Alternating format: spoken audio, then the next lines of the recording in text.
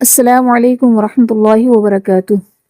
आज की हम इस शॉर्ट सी वीडियो में सीखेंगे कि ये छोटा सारा नून इसे क्या कहते हैं और ये कब पढ़ते हैं और कब नहीं पढ़ते।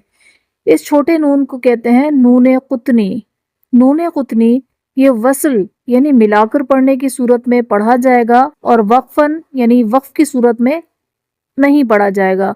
अक्सर लोग इसमें जो गलती करते हैं वो किस तरह करते हैं, खैरु इत्मअन्ना या खैरु अत्मअन्ना पढ़ते हैं, नून को स्किप कर देते हैं। तो नून को स्किप नहीं करना है।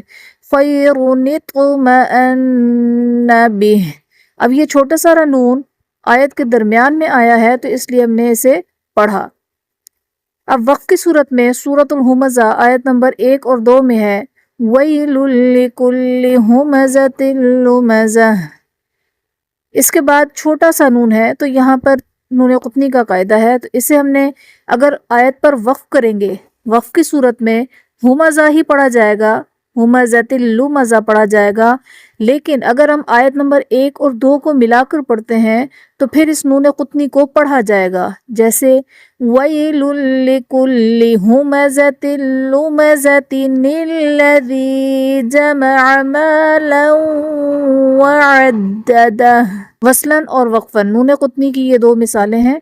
नून कुतनी क्या होता है, किसे कहते हैं, नून कुतनी किसे कहते हैं या नून कुतनी कब होता है, तफसील से जानने के लिए वीडियो मुकम्मल देखें जिसका लिंक डिस्क्रिप्शन में दे दिया गया है। जज़ाकिल्लाहु खैर। अस्सलामु अलैकुम वरहमतुल्लाह।